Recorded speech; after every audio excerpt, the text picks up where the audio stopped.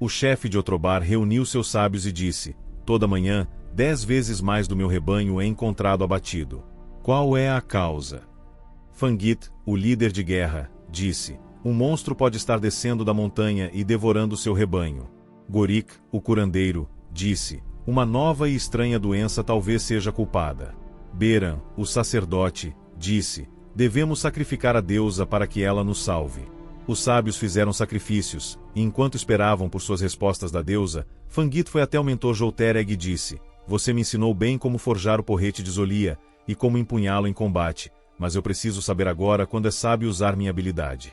Espero a deusa responder, ou o remédio fazer efeito, ou caço o monstro que eu sei que está na montanha. Quando não é importante, disse Joutereg. Onde está tudo o que é importante?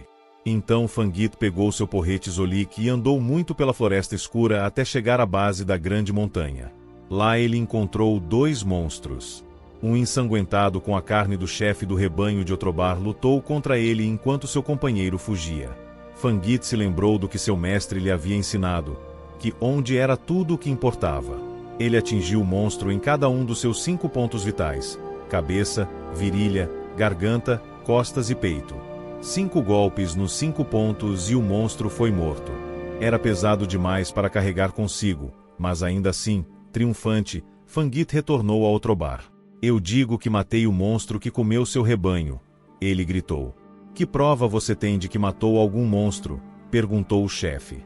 Eu digo que salvei o rebanho com meu remédio, disse Gorik, o curandeiro.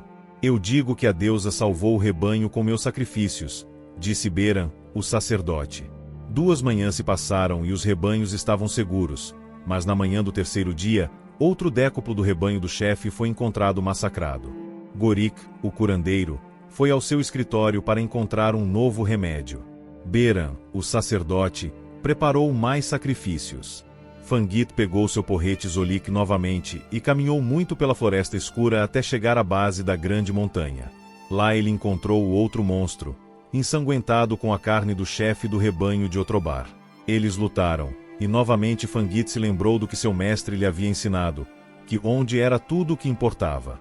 Ele atingiu o monstro 5 vezes na cabeça e ele fugiu. Perseguindo-o pela montanha, ele o atingiu 5 vezes na virilha e ele fugiu. Correndo pela floresta, Fangit alcançou o monstro e o atingiu 5 vezes na garganta e ele fugiu. Entrando nos campos de Otrobar, Fangit alcançou o monstro e o atingiu 5 vezes nas costas e ele fugiu. Ao pé da fortaleza, o chefe e seus sábios emergiram ao som do monstro lamentando. Lá eles viram o monstro que havia matado o rebanho do chefe. Fangit atingiu o monstro 5 vezes no peito e ele foi morto. Uma grande festa foi realizada em honra de Fangit, e o rebanho de Otrobar nunca mais foi morto.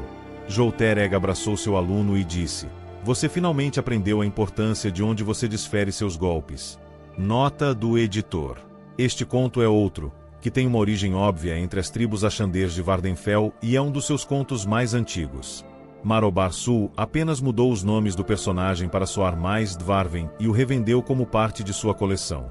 A grande montanha no conto é claramente o Red Mountain, apesar de sua descrição de ser florestada. A Starfall e erupções posteriores destruíram a vegetação na Red Mountain, dando a ela a aparência devastada que tem hoje. Este conto tem algum interesse acadêmico, pois sugere uma cultura Ashander primitiva, mas fala sobre viver em fortalezas muito parecidas com as fortalezas em ruínas em Vardenfell hoje. Há até referências a uma fortaleza de Otrobar em algum lugar entre Vardenfell e Skyrim, mas poucas fortalezas fora de Vardenfell, pouco povoada, sobreviveram até o presente. Os estudiosos não concordam sobre quem construiu essas fortalezas ou quando, mas acredito que está claro a partir desta história e outras evidências que as tribos Ashander usaram essas fortalezas no passado antigo em vez de fazer acampamentos de cabanas de trigo Vikviet como fazem hoje.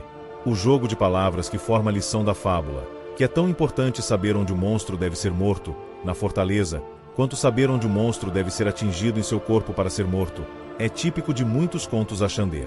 Enigmas, mesmo aqueles tão simples quanto este, são amados tanto pelos Ashanders quanto pelos Dwemer desaparecidos.